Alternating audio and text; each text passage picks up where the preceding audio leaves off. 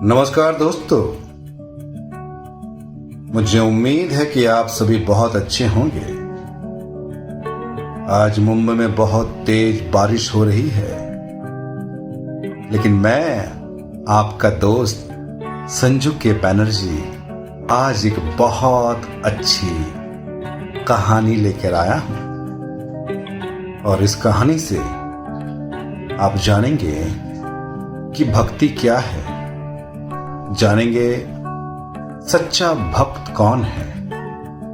परमेश्वर ने हम सभी को समान रूप से जीवन दिया है और जितने भी जगत में लोग हैं सबको 24 घंटे बराबर मिलते हैं।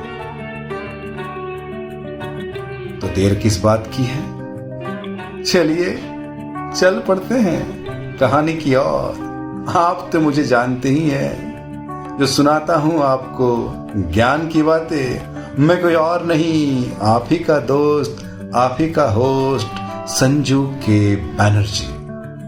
मैं आपको लिए चलता हूं आज थोड़े पुराने दिनों में। किसी जमाने में एक बहुत ही प्यारा इंसान मोची हुआ करता था।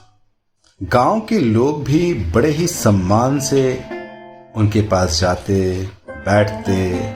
उनका दुकान बहुत ही पवित्र था, साफ सुथरा,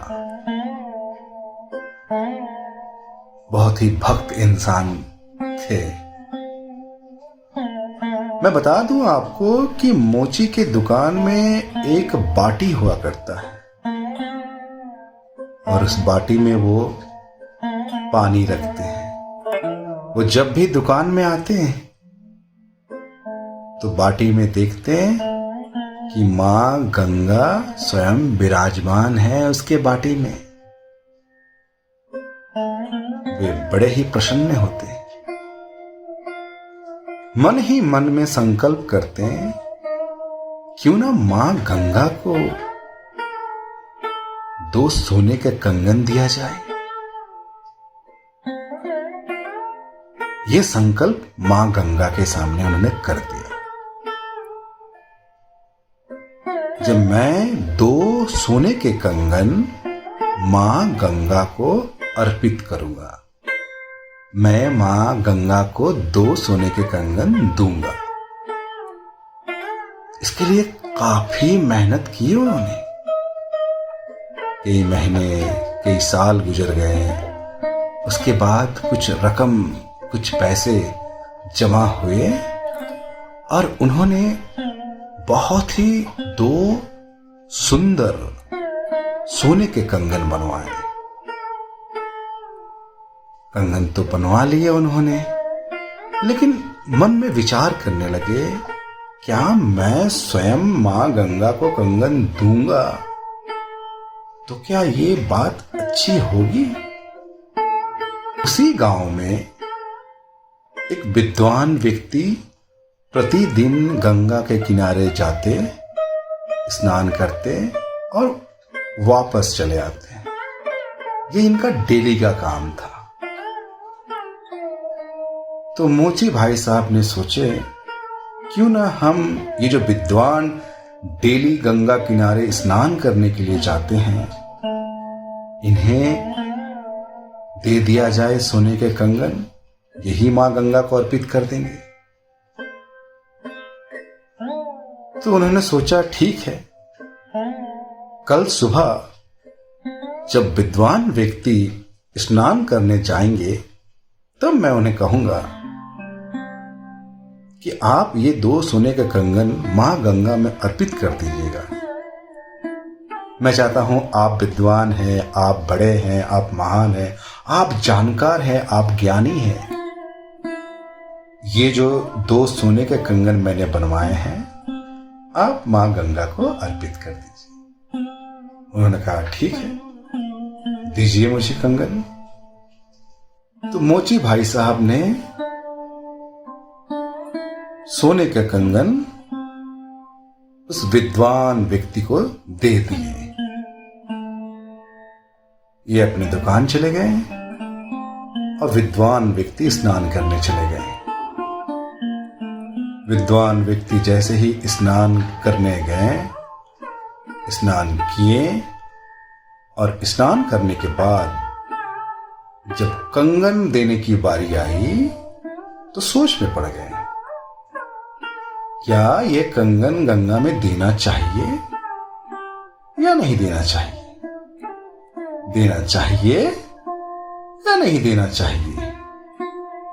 काफी देर सोच और विचार के बाद उन्होंने किसी तरह एक सोने के कंगन को जल में अर्पित किए, यानी मां गंगा को भेंट किए। और जो दूसरा सोने का कंगन था वो अपने धोती में बांध लिए और वापस चले आए।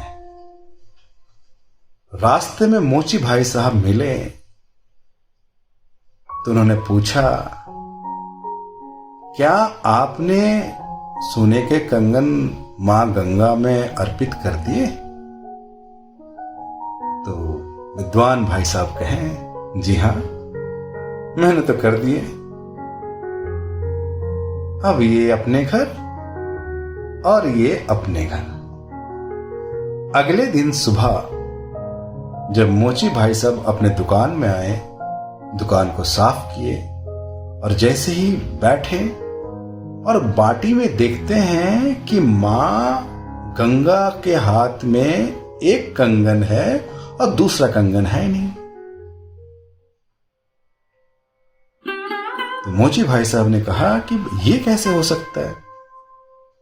मैंने तो 2 कंगन बनवाए थे और मैंने दोनों कंगन उस विद्वान व्यक्ति को दिए थे, तो एक कंगन उन्होंने, ये कैसे हो सकता है? एक कंगन मां के हाथ में दिख रहा है और दूसरा नहीं दिख रहा है। थोड़े चिंतित में थे। तभी विद्वान व्यक्ति गंगा से स्नान करके लौट रहे थे। मोची भाई साहब ने पूछा, गुरुदेव, मैंने आज मां गंगा के हाथ में एक ही कंगन देखा। मैं आपसे पूछना चाहता हूं, दूसरा कंगन दिखा क्यों नहीं? आप यकीन मानिए, वो जो विद्वान था, वो जो जानकार था, वो जो ज्ञानी था, वो जो तपस्वी था, वो मोची भाई साहब के चरणों में गिर गए और उनसे क्षमा मांगी।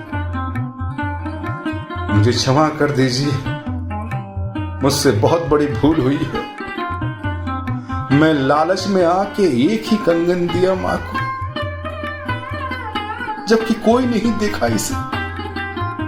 मेरा जो नौकर वो पीछे दूर कहीं खड़ा था, उसे भी पता नहीं है, लेकिन आप उससे बड़े हैं। मेरा ये भक्ति, ये सब आपके सामने कम है। आपने मां गंगा को बाटी में देख लिया, कटोरी में देख लिया, जल में देख लिया। आप महान हैं, मैं पापी हूं, मैंने पाप किए हैं।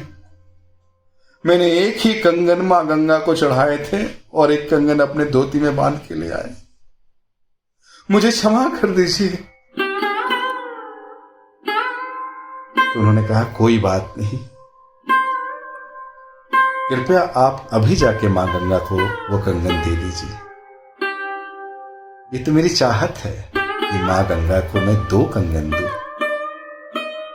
अभी वो विद्वान व्यक्ति उठे, उस मोची को प्रणाम किए और दौड़ के जाके उन्होंने मां गंगा को दूसरा कंगन अर्पित किया और मां गंगा से हाथ जोड़कर माफी मांगी।